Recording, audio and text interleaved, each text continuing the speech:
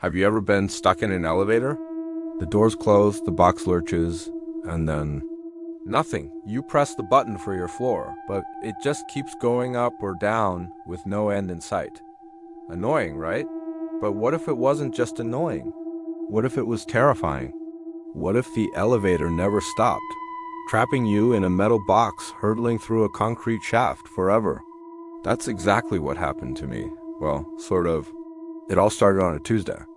I was leaving my office on the 44th floor, late as usual. The building was mostly empty, just the hum of the air conditioning and the distant sound of a cleaning crew. I stepped into the last elevator, pressed the button for the lobby, and the doors slid shut. The elevator descended smoothly, the floor numbers ticking down. 43, 42, 41.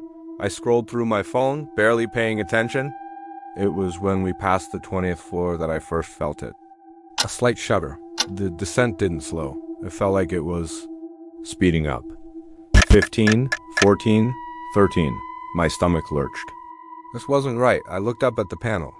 The lobby button was no longer lit. In fact, none of the buttons were. I jabbed at the lobby button again. Nothing. I tried the door open button. Nothing.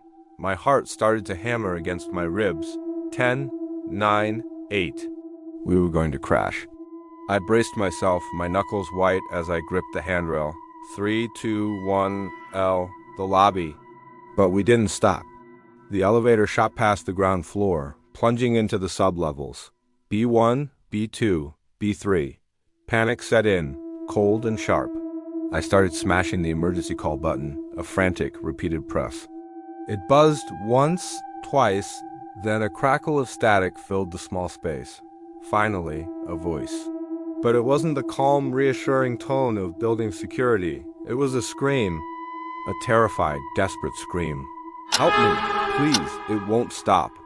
The voice was distorted, filled with static, but it was unmistakably a woman's. "Hello? Can you hear me?" I yelled back. "Where are you? I'm trapped too." The screaming stopped, replaced by ragged breathing. "The numbers?" "They're going backward," she whispered, her voice trembling. "It went all the way to the top, and now it's just going up again."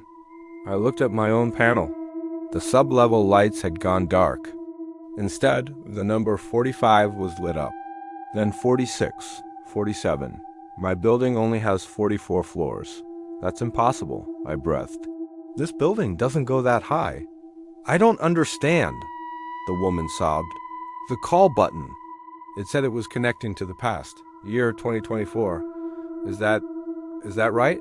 My blood ran cold. I looked at my phone. The date was clear, October 26, 2024. "Yes," I said slowly. "What year is it for you?" There was a pause, filled with the hum of the elevator and her terrified breaths. 2044, she finally said. "I've been in here for, I don't know, days? Weeks? It just keeps going."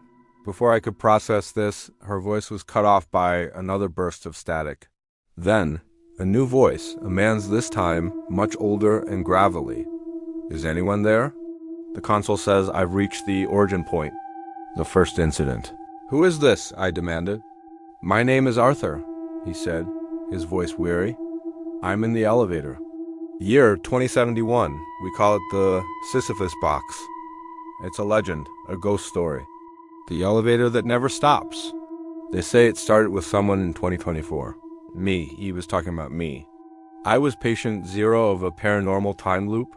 Over the next few hours, which felt like an eternity, the calls kept coming. Each one was a voice from the future, a new victim trapped in their own version of this perpetual ride. A teenager in 2052 who thought it was a prank. A corporate executive in 2088 who tried to reason with the system. A historian in 2112 who was actually trying to get on this specific elevator, believing it was a gateway. They were all trapped, just like me, their lives reduced to the space of this metal box, moving endlessly through floors that didn't exist. They shared their stories, their theories. Some believed it was a glitch in space-time, a localized temporal paradox triggered by some unknown event. The historian, a woman named Ilara from 2112, explained that in her time, the building was a historical landmark, famous for the endless elevator. She said that records showed a massive solar flare on October 26, 2024, a once-in-a-millennium event. It was theorized that the flare, as electromagnetic pulse, hit the elevator's advanced control system at the exact moment of a critical software failure, creating a self-sustaining loop that fractured its connection to normal space-time.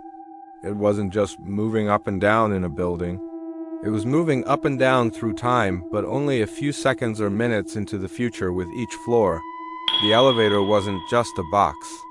It was a time machine that it could only move forward, and it could never stop. The emergency button, she explained, was the only thing that could bridge the gap, punching through the temporal distortion to connect with other instances of the elevator trapped in the same loop, but at different points in the future. We were all on the same ride, just decades apart. As I listened to their voices, a horrifying realization dawned on me. This was my future. Their fate was my fate. I would spend the rest of my life in this elevator. My only company, the disembodied voices of fellow prisoners, echoing from a future I was destined to inhabit.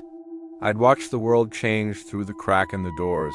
If I was lucky, or just watch the floor numbers climb into the thousands, the tens of thousands becoming meaningless digits. Then, Arthur, the old man from 2071, spoke again. His voice was calmer, now resigned. "I've been on this ride for 50 years, son," he said. "I got on when I was your age. I've heard dozens of voices come and go. I've heard hope, and I've heard despair. But I learned something. We aren't just prisoners. We're witnesses." He told me how he had relayed messages from one era to another. A son's last words to a father he'd never see again. A warning about a structural flaw in a future city's design, relayed by an engineer from 2090 to a planner in 2130, saving thousands of lives. We weren't just trapped. We were a network. A ghostly switchboard outside of time. We were the custodians of secrets, the couriers of whispers across generations. The elevator had taken our lives, but it had given us a strange, new purpose.